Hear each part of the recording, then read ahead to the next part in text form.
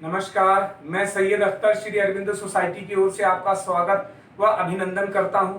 हम आज शिक्षा में शून्य निवेश नवाचार कार्यक्रम ZIIEI द्वारा संकलित एक रोचक व अभिनव नवाचार के बारे में आपको बताएंगे। हम इनोवेटिव पाठशाला के अंतर्गत NCERT के प्राइमरी सेक्शन के कक्षा 4 की पर्यावरण अध्ययन की पुस्तक आसपास के पाठ 2 कान कान में के नवाचार अभिनव शिक्षण तकनीक की गतिविधि थीम आधारित उपस्थिति का इस वीडियो में क्रियान्वयन करेंगे। हम आशा करते हैं कि आप इस वीडियो को देखने के उपरांत इस नवाचार तकनीक को अपने विद्यालय व कक्षा में अवश्य लागू करेंगे। इस पाठ को ZIIEI के कई नवाचार गतिविधियों से पढ़ाया जा सकता है, परंतु आज हम इसे थीम आधारित उपस्थिति से समझेंगे।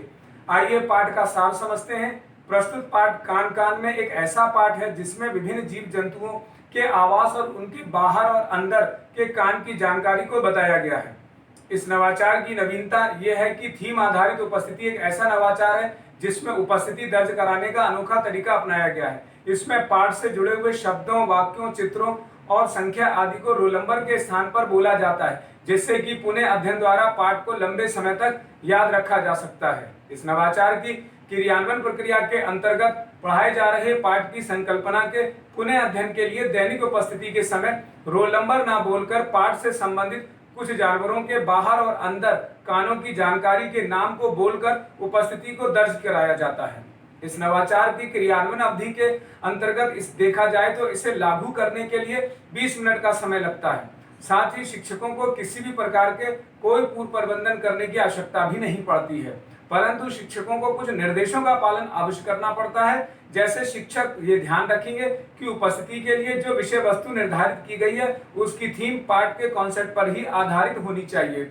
शिक्षक छात्रों की उपस्थिति को क्रमानुसार लेंगे और छात्र भी कक्षा में शांति और अनुशासन को बनाए रखेंगे। इस प्रकार पुनः अध्ययन एवं क्रियान्वयन प्रक्रिया के अंतर्गत कक्षा में उपस्थिति के द्वारा पाठ के कॉन्सेप्ट को दोहराया जाता है। आइए अब इसे उदाहरण से समझते हैं कि इस नवाचार को किस प्रकार से लागू किया जाता है। सबसे पहले शिक्षक किसी छात्र का रोल नंबर बोलेंगे।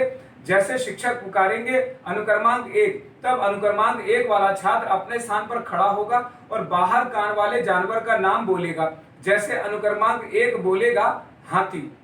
इसी प्रकार अब अनुक्रमांक 2 अपने स्थान पर खड़ा होगा और वह भी अंदर कान वाले जानवरों का नाम बोलेगा। जैसे अनुक्रमांक 2 बोलेगा कबूतर।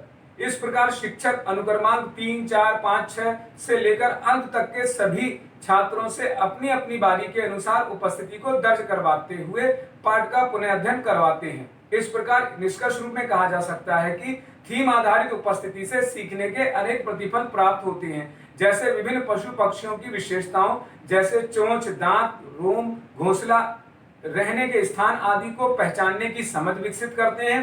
चींटियों, मधुमक्खियों, हाथियों आदि के समूह को पहचानते हैं। विद्यालय, परिवार व पास पड़ोस के परिवेश को पहचानने की क्षमता भी विकसित करते हैं। थीम आधारित उपस्थिति से छात्रों के द्वारा अपनी भाषा और स्कूली भाषा की को बोलने की समझ भी विकसित होती है। कही जा रही बात, कहानी, कविता इत्यादि को कहने की समझ विकसित करते हैं। इस गतिविधि से छात्रों को सभी भागीदारी सुनिश्चित होती है और सबको समान अवसर प्राप्त होता है। इस नवाचार गतिविधि में पीआरटी अनुपात का तो ध्यान रखा ही गया, साथ ही साथ NCR 2005 के उद्देश्यों को भी पूरा किया गया है। ये नवाचार विशेष आवश्यकता वाले बालकों के लिए भी उपयोगी है।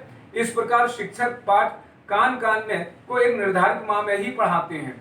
इस प्रकार निष्कर्ष रूप में कहा जा सकता है कि नवाचार से छात्रों में गहन सोच के साथ आत्म जागरूकता, सृजनात्मकता के साथ पारस्परिक संबंधों के जीवन कौशल मूल्य का विकास होता है।